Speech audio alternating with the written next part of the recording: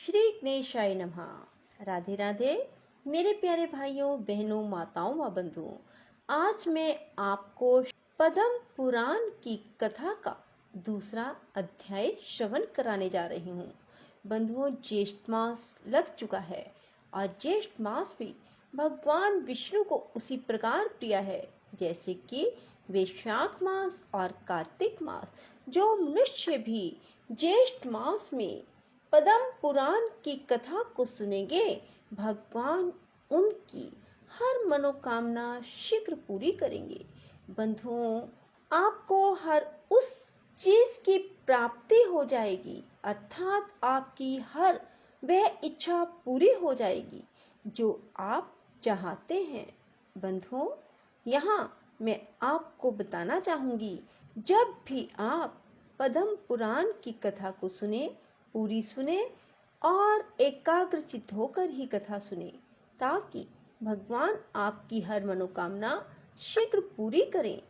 बंधुओं, यदि आपने हमारे YouTube चैनल को अब तक सब्सक्राइब नहीं किया तो जरूर करें और बेल आइकन दबाना ना भूलें। बंधुओं, मेरी भी भगवान से यही प्रार्थना है कि जो मनुष्य भी ज्येष्ठ मास में पद्म पुराण की कथा सुने, उनकी आप हर मनोकामना पूरी करना, उनकी सभी चिंताएं दूर करना, उन्हें महामारी से बचाना। बंधुओं, वैसे भी कहा जाता है कि जो मनुष्य भक्ति में लग जाते हैं, भगवान उन्हें हर संकट से उबारते हैं। सो बंधुओं, अपने ध्यान को महामारी से हटाकर भगवान की कथा श्रवण में लगाएं। भीष्म जी ने कहा, ब्राह्मण, पुष्कर तीर्थ में निवास करने वाली स्त्रियां, म्लेच्छ, शूद्र, पशु पक्षी, मृग, गूंगे, जड़, अंधे तथा बहरे प्राणी जो तपस्या और नियमों से दूर है, किस गति को प्राप्त होते हैं, यह बताने की कृपा करें। पुलस्त्य जी बोले, भीष्म, पुष्कर क्षेत्र में मरने वाले म्लेच्छ, शूद्र, स्त्री, पशु, पक्षी और मृग सभी प्राणी ब्रह्मलोक को प्राप्त होते हैं। वे दिव्य शरीर धारण करके सूर्य के समान तेजस्वी विमानों पर बैठकर ब्रह्मलोक की यात्रा करते हैं।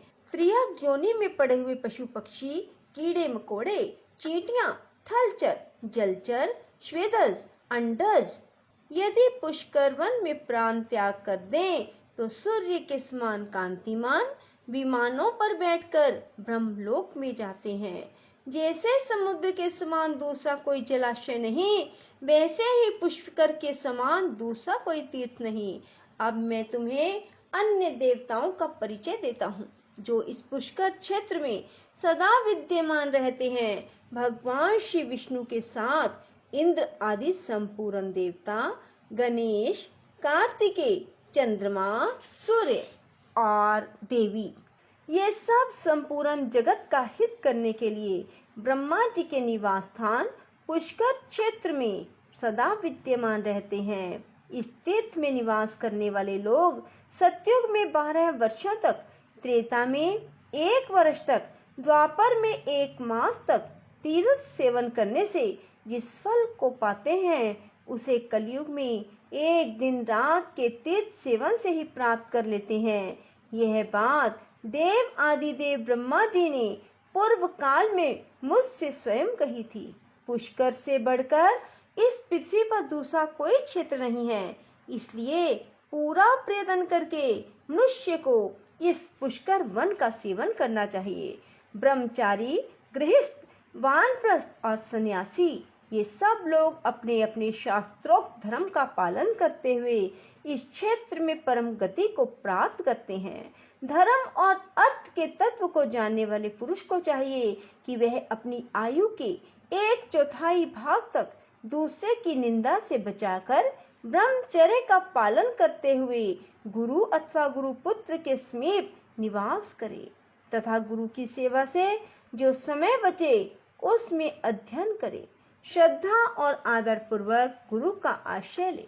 गुरु के घर में रहते समय गुरु के सोने के पश्चात शयन करे और उनके उठने से पहले उठ जाए। शिष्य के करने योग्य जो कुछ सेवा आदि कार्य हो वह सब पूरी करके ही शिष्य को गुरु के पास खड़ा होना चाहिए।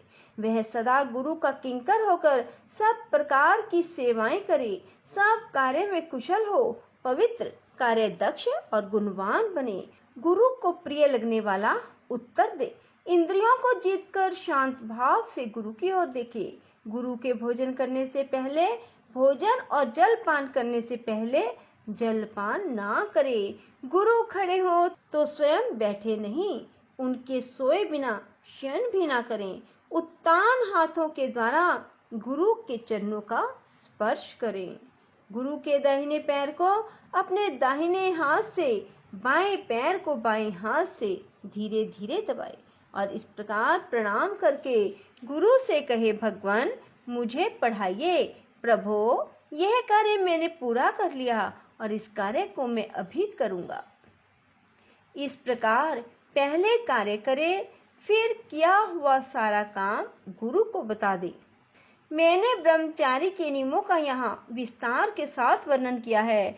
गुरु भक्त शिष्य को इन सभी नियमों का पालन करना चाहिए। इस प्रकार अपनी शक्ति के अनुसार गुरु की प्रसन्नता का संपादन करते हुए शिष्य को कर्तव्य में लगे रहना उचित है। वह 1, 2, 3 या चारों वेदों को अर्थ सहित गुरु मुख से अध्ययन करे, भिक्षा के अन्न से जीविका चलाए और धरती पर शयन करें, वेदोक्त व्रतों का पालन करता रहे और गुरु दक्षिणा देकर विधि पूर्वक अपना समावर्तन संस्कार करे, फिर धर्म पूर्वक प्राप्त हुई स्त्री के साथ ग्रहपत्य आदि अग्नियों की स्थापना करके प्रतिदिन हवन आदि के द्वारा उनका पूजन करें।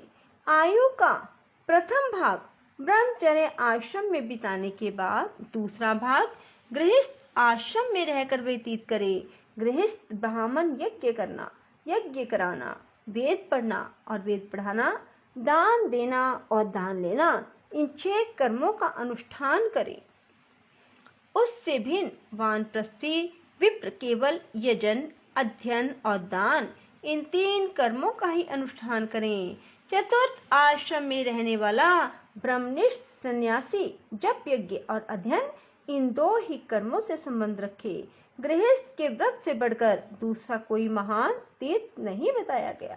गृहस्थ पुरुष कभी केवल अपने खाने के लिए भोजन ना बनाए, पशुओं की हिंसा ना करें, दिन में कभी नींद ना लें, रात के पहले और पिछले भाग में ना सोएं, दिन और रात्रि की संधि में भोजन ना करें, झूठ ना बोलें। गृहस्थ के घर में कभी ऐसा नहीं होना चाहिए कि कोई ब्राह्मण अतिथि आकर भूखा रह जाए और उसका यथावत सत्कार ना हो। अतिथि को भोजन कराने से देवता और पितर संतुष्ट होते हैं, अतः गृहस्थ पुरुष सदा ही अतिथियों का सत्कार करे।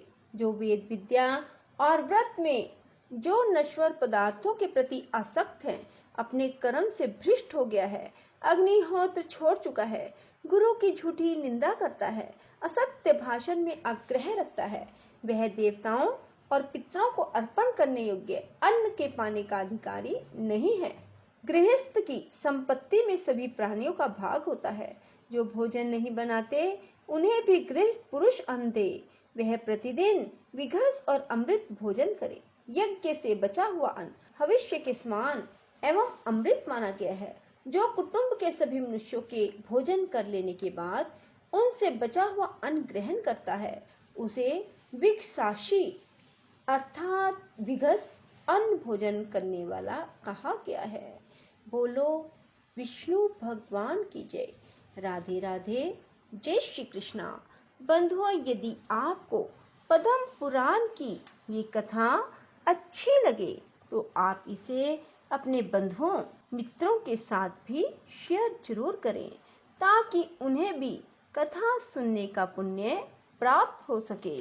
बंधुओं, यदि आपको हमारी वीडियो पसंद आए तो इसे लाइक करें, शेयर करें और कमेंट बॉक्स में जय श्री विष्णु जरूर लिखें। बोलो विष्णु भगवान की जय हो।